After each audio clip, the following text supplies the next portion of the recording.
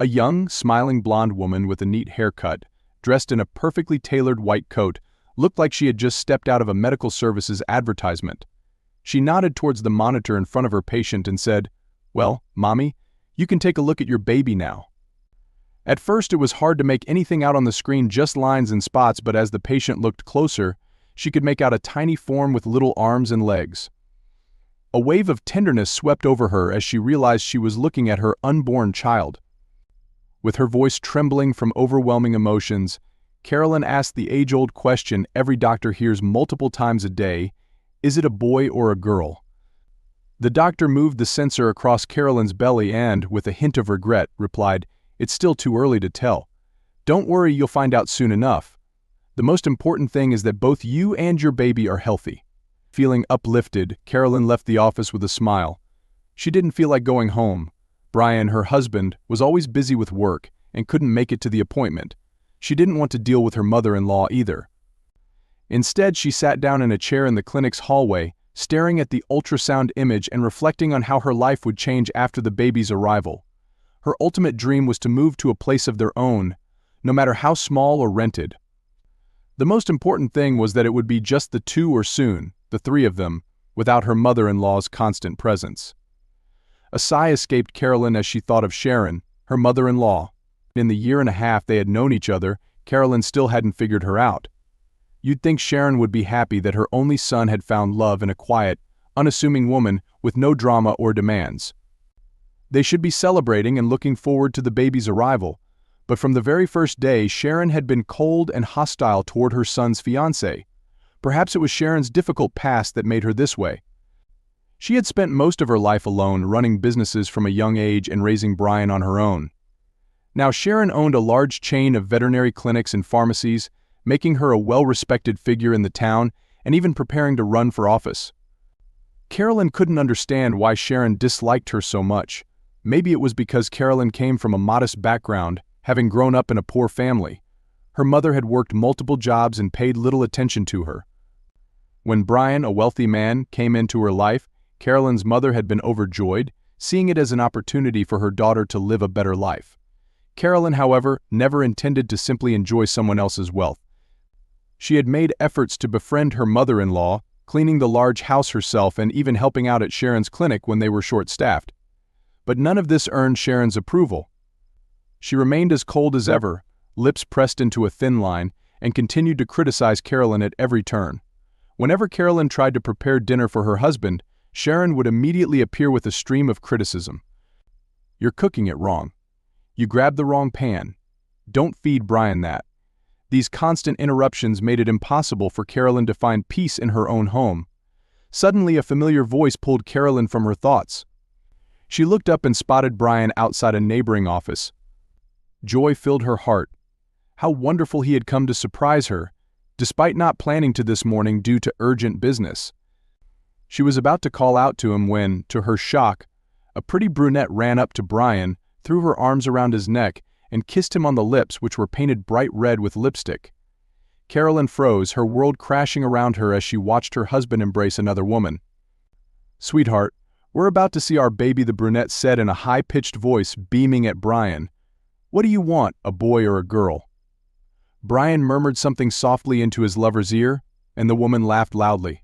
Carolyn's vision blurred as the weight of betrayal sank in. Was Brian living a double life? How could this be possible? The thought that when Brian had told her he was going to work, he was actually heading off to spend time with another woman who now seemed to be pregnant too shattered Carolyn's heart. From the looks of it, this woman was expecting around the same time as Carolyn. The betrayal was almost too much to process, but what hurt the most was that Brian had gone to the doctor with this woman instead of his own wife. That thought made Carolyn spring to her feet. "Yes," she said loudly as she approached the couple, her voice trembling with a mix of fury and heartbreak. "I'm curious too, Brian. Which do you want more? A boy or a girl?" The world around her blurred, as if suffocating in a gray fog. Carolyn stumbled out of the clinic and down the sidewalk, barely aware of her surroundings, bumping into people as she went. Some passers-by turned to look at her tear-streaked face, but she didn't care. Her mind was spinning, a tangled mess of emotions. A painful lump formed in her throat, and her heart felt like it was weighed down by a heavy stone. She finally found a quiet, deserted corner in the park and collapsed onto a bench. There, in the solitude, she let the flood of emotions she had been holding back pour out. Carolyn buried her face in her hands and began to sob uncontrollably, replaying the horrible scene at the clinic. Her husband's shocked face as she confronted him was burned into her memory, and then his words, "God, how she wished he hadn't said anything." His voice had been sharp, cold, and unfamiliar. "I'm a man, and I make my own decisions," he had said harshly. "I can afford to support another family, so don't argue. Everyone lives like this. If you don't like it, no one's forcing you to stay." Just a year ago, Brian had sworn to love her forever, promising there would be no other women. He had spoken about family values, condemning infidelity and betrayal. Had he been lying the whole time? What was Carolyn supposed to do now? Go home and tell her mother-in-law, Sharon, everything. But there was little hope of support there. Sharon had been against their marriage from the start, doing everything she could to make Brian break off the engagement. Brian had married Carolyn almost out of defiance, wanting to prove his independence, but Sharon's hostility was always directed at Carolyn, not her son. Even now, with a grandchild involved, Carolyn doubted that Sharon's heart would soften. As for Carolyn's own mother, seeking help there was just as hopeless. She would probably tell Carolyn to stop exaggerating and just endure it. But how could she? How could she live with a man who had betrayed her so completely? Where was her self-respect? Was she supposed to accept everything just because she came from a poor background? No. Carolyn couldn't live like that, not for a single day. With a deep, shuddering breath, she wiped her tears and dialed her friend Betty's number. Betty agreed to let her stay for a while, though she made it clear it couldn't be for long, understandably so, as Betty lived in a small one-bedroom apartment with her child.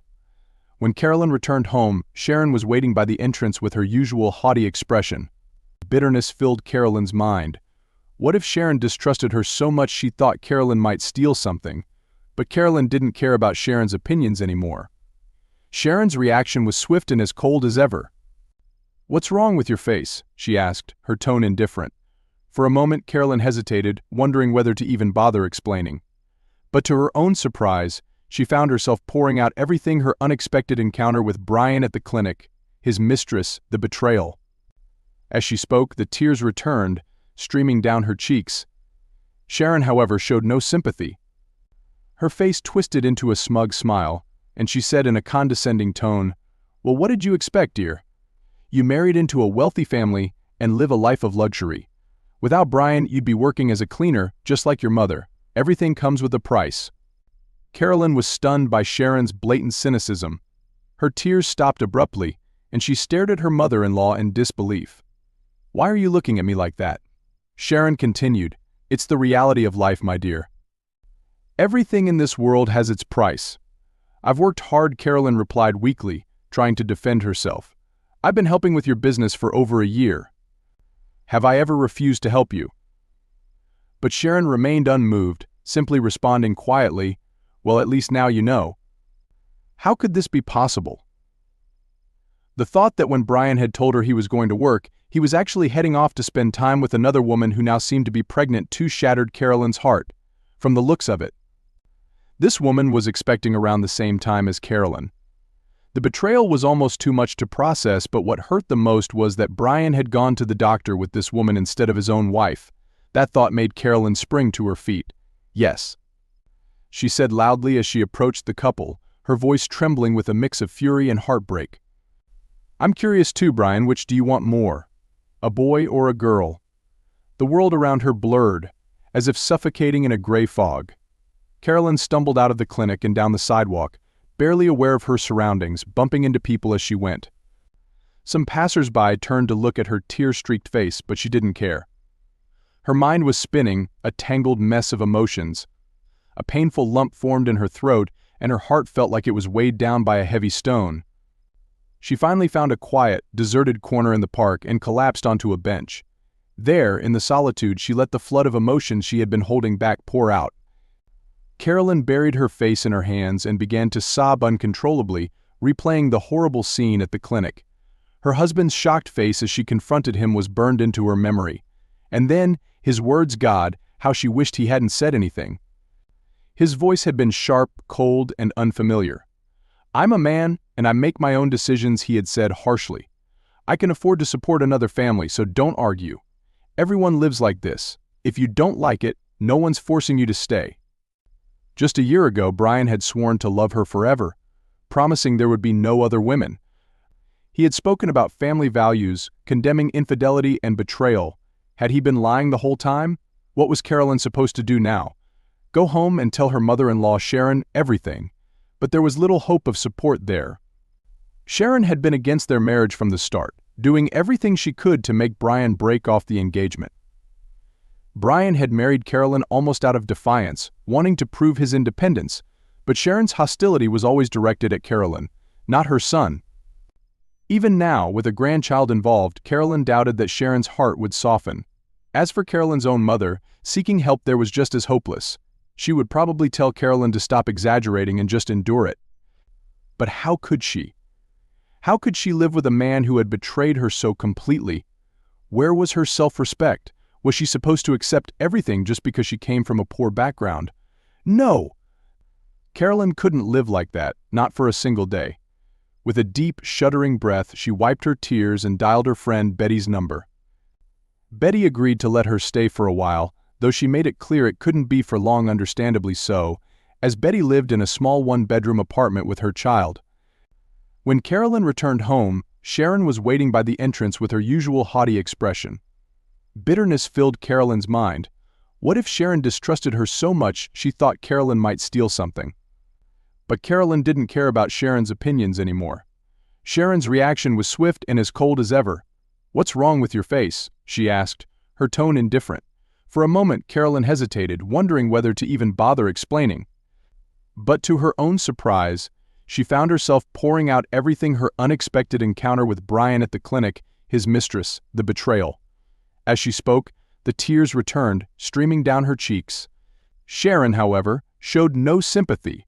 Her face twisted into a smug smile, and she said in a condescending tone, "Well, what did you expect, dear? You married into a wealthy family and live a life of luxury. Without Brian, you'd be working as a cleaner, just like your mother. Everything comes with a price." Carolyn was stunned by Sharon's blatant cynicism. Her tears stopped abruptly, and she stared at her mother-in-law in disbelief. "Why are you looking at me like that?" Sharon continued. "It's the reality of life, my dear. Everything in this world has its price." "I've worked hard," Carolyn replied weakly, trying to defend herself. "I've been helping with your business for over a year. Have I ever refused to help you?" But Sharon remained unmoved, simply responding quietly, "Well, at least now you know. It was nice not having a television in the house. It made people closer, more connected. I worked as a cook in a cafeteria all my life," the elderly woman shared. "I really miss baking, but lately I've had no strength for it. My hands still remember all the recipes, though. I'm glad to have a helper like you, or else I'd be struggling on my own." Carolyn learned that the homeowner, Virginia, had been a widow for a long time. 10 years ago, Virginia's son and his wife had tragically died in a car accident, leaving her to raise her only grandson. But the challenges didn't stop there. 2 years ago, her grandson, now a young man, defended a girl from a group of drunken thugs. He had been athletic since childhood and easily dealt with the three men. Unfortunately, one of the attackers, who suffered minor injuries, turned out to be the son of wealthy, influential parents. The girl was pressured into silence, and Virginia's grandson was sent to prison, paying the price for his bravery. The stress caused Virginia to suffer a stroke, leaving her disabled. Now, she waited for her grandson's return, counting the days, weeks, and months. Carolyn felt a deep emotional connection to Virginia and shared her own sad story about her brief, failed marriage. "What a scoundrel," the elderly woman said, shaking her head. She crossed herself and added, "The Lord sees everything. Everyone gets what they deserve." Living with Virginia in the small, old house brought Carolyn unexpected comfort. The slow pace of life and the warm, welcoming atmosphere were far more pleasant than the cold luxury of her mother-in-law's mansion. Over time, Carolyn began to feel like she was living with a grandmother she had barely known but imagined as kind and affectionate, sometimes demanding, but always forgiving. Carolyn had hoped that by waiting, her husband Brian would reach out, and they could have a difficult but necessary conversation to peacefully end their relationship. However, as time passed, there was no word from him. Brian and his mother seemed to have completely erased Carolyn from their lives. as though they were waiting for her to crawl back and beg for forgiveness. But Carolyn knew she would have to take the first step and file for divorce herself. Worse still, her mother-in-law had made it clear that Carolyn would not receive any financial support for the child. Carolyn realized she would have to fight for her unborn baby's rights. She felt overwhelmed and didn't know where to turn for legal advice. The fear of running out of money gnawed at her, keeping her awake at night. As these worries filled her mind, she tried to push them away by focusing on the little life growing inside her. Lying in bed, Carolyn would close her eyes and imagine what the baby would be like: a mischievous boy or a calm, gentle girl. Placing her hands on her belly, she whispered, "Who are you, little one? I don't know you yet, but I already love you so much. Don't be afraid. Everything will be fine. Your mom will manage." These comforting words helped her drift off to sleep, but each morning she was dragged back into the harsh reality of her life. Help came from an unexpected source. One evening, Virginia cautiously approached Carolyn. "I've told my friends about you," she began softly. "They live nearby and like me, they're old and alone." Carolyn started to protest, but Virginia cut her off gently. "I know all about myself. Old folks look at life philosophically," she continued. "If you help them the way you've helped me, they might not be rich, but they won't leave you empty-handed. At least you'll have some extra money." The offer of additional work was a welcome relief. Carolyn began helping 2 more elderly clients, finding solace in their quiet company and the opportunity to earn a little extra to support herself and her unborn child. Anna, who could barely move around her room, and the fairly lively optimist Marie, both shared a common misfortune: they had long been abandoned by their children. It was a painful and sensitive topic, and Carolyn's natural sense of tact kept her from prying into their personal lives. Her calm and hard-working nature quickly endeared her to the elderly women, and soon she learned the sad details of their hardships. One had lost her eldest son in his youth and had not seen her younger son, who struggled with alcoholism, for years. The other woman's only daughter had married a wealthy man and moved abroad. Embarrassed by her proletarian roots, the daughter told everyone that her mother had passed away and claimed she had no relatives left back home. Upon hearing this news, Marie suffered a stroke from which she never fully recovered. Moved by their stories, Carolyn did even more than was asked of her to brighten their lonely old age. The extra work provided Carolyn with a little more income, and she decided to set aside some money for legal consultation about her divorce. It was a necessary first step. Choosing a law firm at random, Carolyn approached the situation nervously, not knowing what to expect. The lawyer, Jeffrey, was a bald, short man in a dark gray suit and glasses. At first glance, he seemed knowledgeable and trustworthy, with a wall of diplomas framed behind him, which Carolyn hoped indicated his professionalism. Initially, Jeffrey appeared disinterested in Carolyn, perhaps sizing her up as someone who couldn't offer much: no designer handbag or car keys to show wealth. However, after hearing her story and reviewing her documents, he became unexpectedly invested in her case. He spoke at length, using complex legal jargon, and while Carolyn was flattered by his attention and expertise, she found it hard to follow his explanations. Still, 2 key points were clear. First, she was lucky to have such a skilled lawyer, and second, her case, while complicated, had a chance of success. Almost immediately, Jeffrey quoted a substantial fee and promised to begin working as soon as he received the advance payment. Carolyn felt reassured by his confident tone, but was now faced with the challenge of finding the money for his retainer. It was impossible to hide her troubles from Virginia, who quickly noticed Carolyn's worried expression. The elderly woman sat her down and insisted on hearing everything. After listening carefully, Virginia left the room and returned with a small bundle. She placed a stack of bills in front of Carolyn. "This is for the lawyer," Virginia said quietly. "I've been saving for my grandson, but he's still almost 2 years away from the end of his term. You can pay me back after you get the money from your husband." Carolyn felt a wave of nervous relief, and tears of gratitude welled up in her eyes. "Virginia," she said, hugging the old woman, "thank you so much. I will repay you down to the last cent." Virginia waved her off with a smile. "Of course you will pay me back." "I trust you," Carolyn said, handing the money over to Jeffrey. He was clearly pleased with her return. After counting the bills, he promptly prepared a contract, ensuring everything was official and transparent. Leaving the lawyer's office, Carolyn finally felt some relief from the prolonged stress, taking a deep breath. The official document, with its seals, gave her hope and optimism, despite Jeffrey's warning that there were no guarantees. Carolyn felt a newfound confidence that everything would work out. Now at last she could put her worries aside. Days turned into weeks as Carolyn anxiously waited for news. The lawyer had warned her that legal work could take time, but Carolyn wasn't idle during this period. She was now visiting two more elderly people. Each of them had their own unique personality and life story, but they all shared the same experience: loneliness and helplessness in old age. Even their occasional quirks and grumpiness didn't bother Carolyn. She had grown used to such behavior and knew how to handle it. The elderly, after all, simply needed attention and someone to talk to. Carolyn was always ready to engage, listen, and offer sympathy. Periodically, the lawyer would call, assuring Carolyn that everything was moving along as planned. He was working diligently on her case, asking only that she be patient. Yet, despite his assurances, time passed and no court date was set. Then Jeffrey told her that divorcing before the baby was born might be a problem. He expressed concerns about proving paternity if Brian refused a DNA test. Carolyn, unfamiliar with legal complexities, trusted Jeffrey's judgment. If he said it was an issue, then it must be. Who was she to question or argue with an educated professional? Still, an uneasy feeling began to gnaw at her. Worry took root in her soul, and one day Carolyn shared her concerns with Virginia. The elderly woman only shrugged uncertainly. "I don't know, dear, how it's supposed to go. That's what lawyers are for, to know the laws. We just had bad luck with my grandson's trial. We had an unscrupulous lawyer. He took money from both us and the wealthy parents, and look at the result." Their conversation was interrupted by a sudden knock on the door. Virginia and Carolyn exchanged worried glances, both thinking the same thing. How had someone gotten past their vigilant dog, Bobby?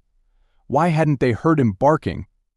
Carolyn, her hands shaking with anxiety, hurried to the door and unlocked it. Standing on the threshold was a young man Carolyn had never seen before.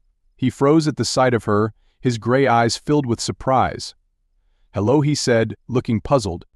"I'm looking for Virginia Walter." "Walter?" came a voice from behind Carolyn. In the next moment, Virginia rushed forward as quickly as her frail body would allow. The young man's face lit up with a smile as he saw her, and he embraced her warmly. "Grandma, it's me. I'm back. I've missed you so much." Watching the reunion, Carolyn couldn't help but smile with joy. She immediately guessed that this was Virginia's beloved and long-awaited grandson. Overcome with emotion, the elderly woman could hardly stand. She laughed and cried at the same time, overwhelmed by happiness. Carolyn and Walter quickly helped her to the couch. "Did they release you early?" Virginia asked, still in disbelief. "Why didn't you let us know?" "I wanted it to be a surprise," Walter replied, glancing down with a hint of guilt. He realized the surprise might not have been the best idea. "At my age, surprises might not be the best option," Virginia joked, confirming his suspicion. "You're strong," Grandma Walter said with a smile, pulling her back into his arms. "Forgive me, please." After their emotional embrace, Virginia introduced Carolyn to her grandson. "This is Carolyn, Walter. She lives with me and helps around the house. Since she arrived, I've really come alive." Walter smiled at Carolyn warmly. "I'm glad you've been here to help her. Thank you." When it was finally Carolyn's turn to speak, she decided to voice what had been troubling her since Walter's arrival. "Virginia, I think it's probably best if I move out now." The elderly woman frowned, her expression serious. "You're not going anywhere? We'll just make a bit of room. It's no big deal." She then turned to her grandson and added, "Carolyn has become almost like family to me, so Walter, you'll have to sleep on the floor." Walter laughed cheerfully. "Oh, Grandma, after prison I'm ready to sleep on the floor as long as it's in my own home." It was clear that prison hadn't broken Walter's spirit. He remained kind and considerate, just as his grandmother had raised him. Yet, deep down, there was a lingering resentment towards the world's injustices, where money and power ruled. He harbored anger toward the lawyer who had abandoned him instead of defending him. Finding a job had been difficult with his prison record, as potential employers looked at him warily, offering flimsy excuses not to hire him. But Walter wasn't one to give up. He saw prison as a life lesson, preparing him for the harsh reception he would face on the outside. Eventually, he found work as a driver for a bus company, where there was always a shortage of staff. For nearly 2 months, life carried on, but Carolyn's concern grew into anxiety. On one of her rare days off, she decided to pay an unexpected visit to her lawyer, Jeffrey. It was easier to talk face-to-face than over the phone.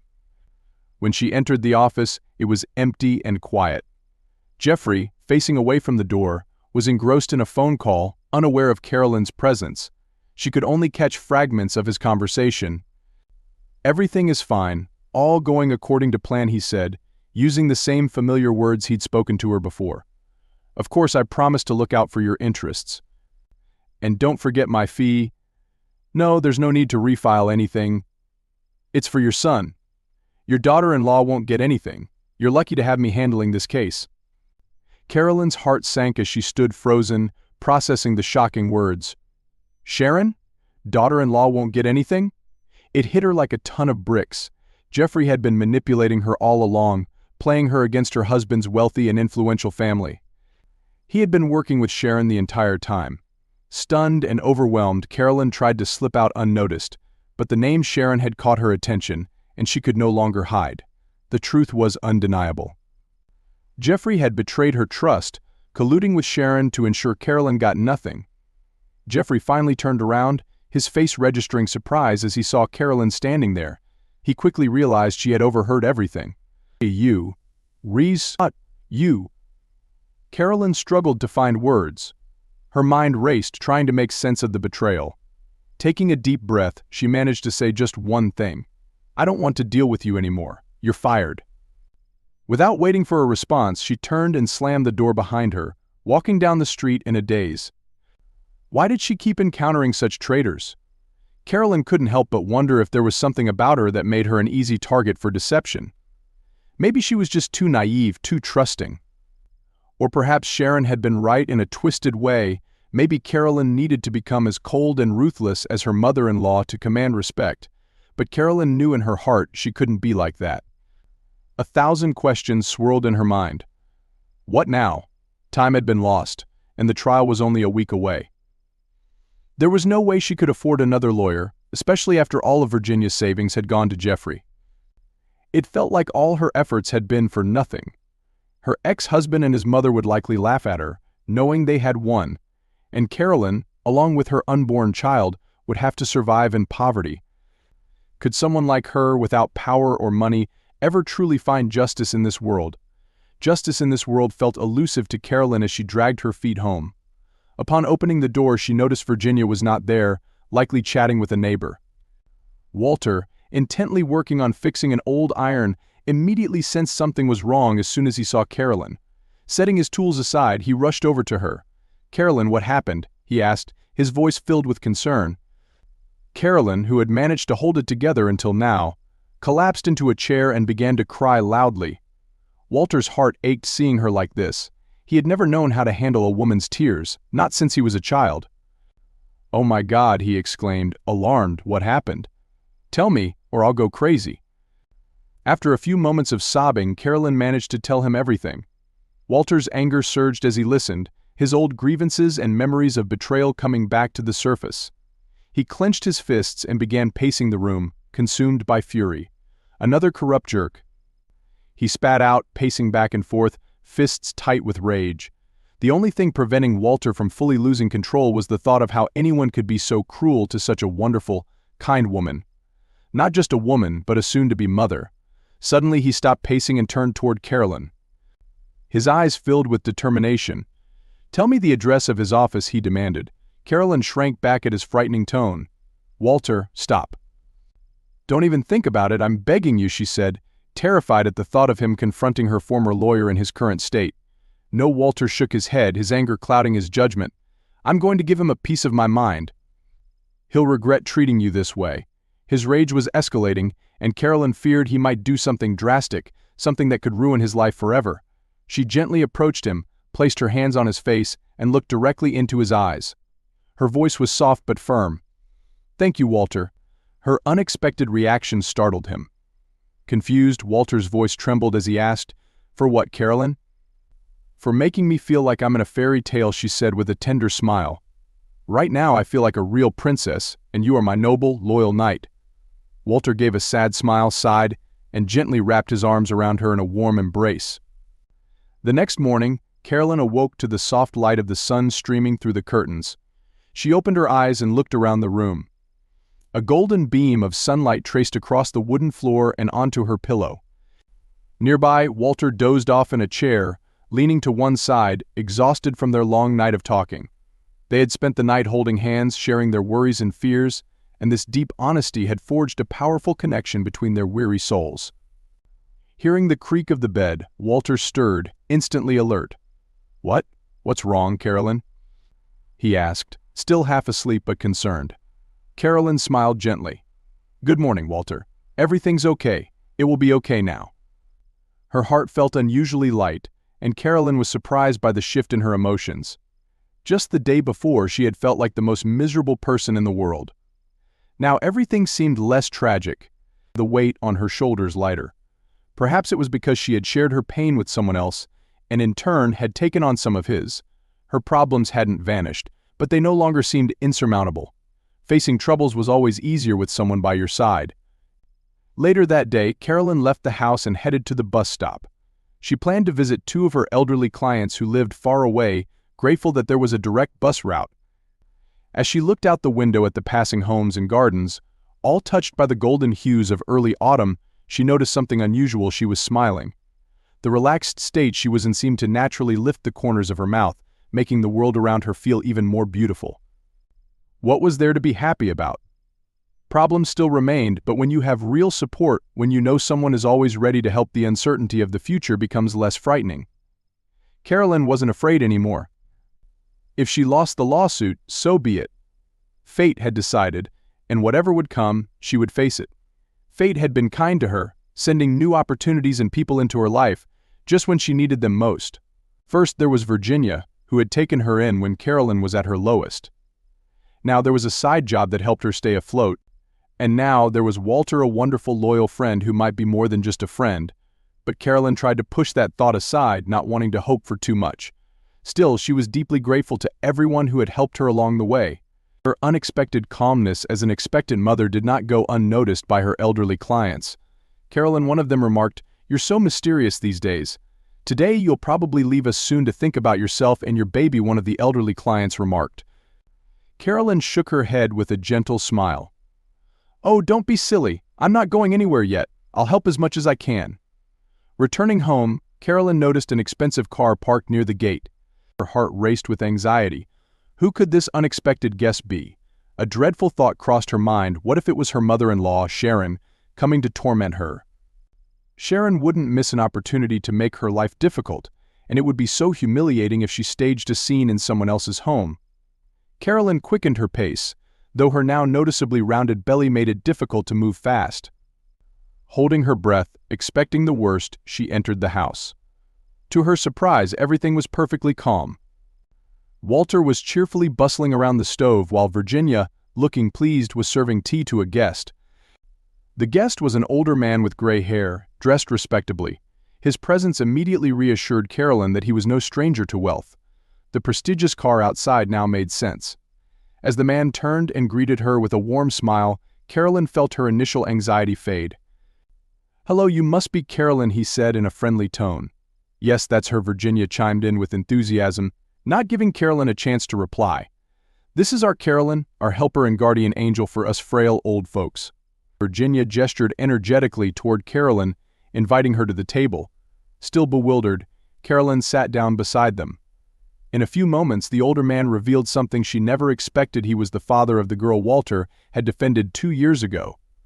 "Here's the thing," the man explained. "I've been abroad for almost 3 years and had no idea my daughter was caught up in such a situation. Her mother and I don't live together anymore, and she didn't think it necessary to inform me.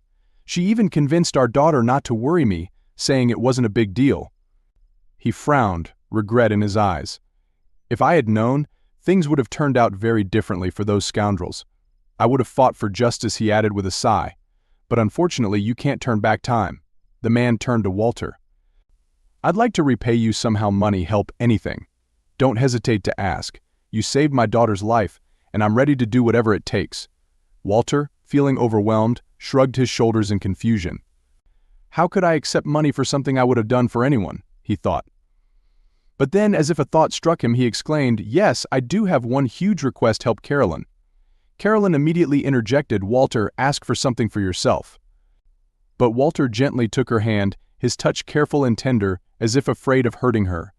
His eyes met hers with a piercing gaze, filled with sincerity. "Please don't argue," he said softly. "What's most important to me is that you're well." Breathing deeply, Carolyn looked at Walter, her heart fluttering. She felt like a small bird protected in the strong hands of a knight. In that moment, his care and devotion meant everything to her. Ronald, the man who had just arrived, was deeply angered by Carolyn's story, her cruel mother-in-law, the court case nearly ruined by a corrupt lawyer. Without hesitation, he pulled out his mobile phone and dialed a number. "Jim, dear, good to hear from you," he said into the phone. "Yes, I need your help with something important." Jim smiled warmly as he hung up the phone. "I'll see you tomorrow at 11, he said, turning back to Carolyn. "You're in good hands now," he assured her. "The best lawyer in the city is expecting you tomorrow.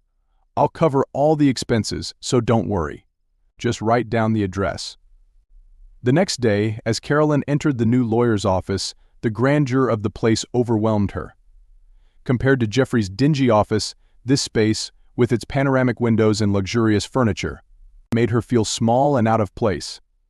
Sitting uncomfortably on the edge of a massive leather sofa in the reception area, Carolyn worried she might be asked to leave at any moment.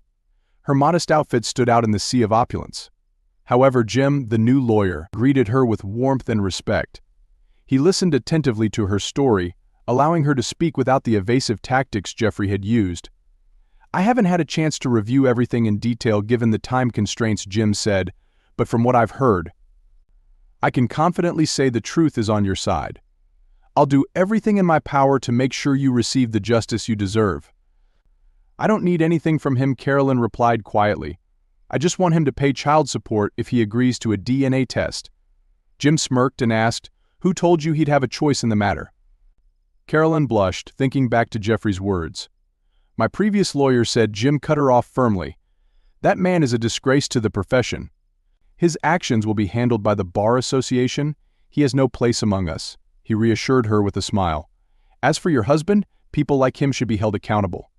Focus on your baby, Carolyn. I'll take care of the rest." The trial that followed was long and grueling. Carolyn's ex-husband and his mother, Sharon, used the most underhanded tactics, openly insulting Carolyn in an attempt to ensure she received nothing from their vast fortune. But thanks to Jim's expertise and relentless pursuit of justice, Carolyn prevailed. She was awarded half of her ex-husband's assets, a substantial sum. Sharon's efforts to transfer her wealth to her son to evade taxes were exposed in court, and Jim's prominence brought the case to public attention. Soon, the entire town knew the truth about Sharon, the once respected businesswoman. Her carefully cultivated image of being humane and kind was shattered, revealing her to be a heartless and greedy person. As her reputation crumbled, most of her employees left, joining her competitors, and clients no longer wanted to be associated with her. People couldn't help but wonder if she treated people this way. How had she treated the animals she claimed to care about in her veterinary business? As the dust of the trial settled, Walter was driving the van, gently pressing the gas pedal as he pulled up to the fountain in front of a historic estate. He jumped out of the driver's seat and helped an elderly couple out of the vehicle. "Well, here we are," Walter said, pointing to the beautiful building surrounded by greenery. "Don't worry, you're going to love it here." The place was serene, a stark contrast to the dusty, bustling city they had just left. The tranquil gardens, the scent of blooming roses, and the cheerful birdsong made it feel like a different world. The elderly woman looked around cautiously, her voice trembling. "I still don't understand why we're here. Our pension is small, and swindlers took our apartment. They put us in some shed," she said, her eyes filling with tears as she recalled the painful memory. Walter gently touched her shoulder. "Teresa, I've told you before, this retirement home is funded by a well-known charity. You don't have to worry about money. Our goal is not to make a profit, but to help people." The woman shook her head in disbelief, wiping her tears with a handkerchief. "May God bless you and your foundation," she said softly. "You're doing such a noble thing. And here's the director of our retirement home," Walter said with a smile, waving toward a woman approaching them from the building. The young woman in a light dress greeted them cheerfully. "Hello, Teresa, Peter. My name is Carolyn. I manage the retirement home, so if you need anything, you can always come to me. I'll show you around." As Carolyn led the elderly couple toward the grand entrance, she gave Walter a loving, tender smile. Many years had passed, but that bond, the one forged in adversity and strengthened by trust, remained as strong as ever. Carolyn and Walter had first met as friends, both drawn to one another by mutual respect and understanding. For a while their friendship remained just that, but over time they realized that their feelings had deepened into something stronger and more beautiful. Several years had passed since then, and now they were partners in life, as well as in their shared dedication to helping others.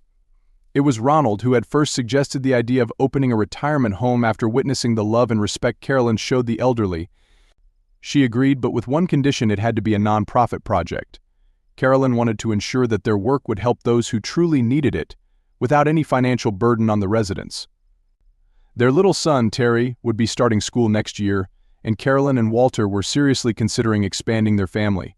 Their home was filled with love and harmony, a testament to the happiness they had built together.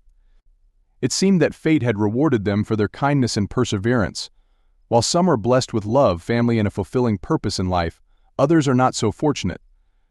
After the court case, Carolyn's former mother-in-law, Sharon, quickly sold off all her property and business before leaving town. With her reputation destroyed and trust completely eroded, she had nothing left to stay for.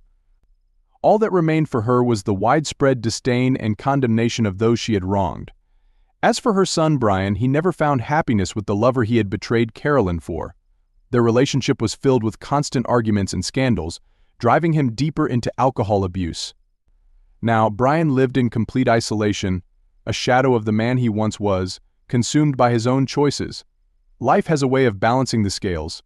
In the end, everyone pays for their actions, whether with love and fulfillment or with regret and loss.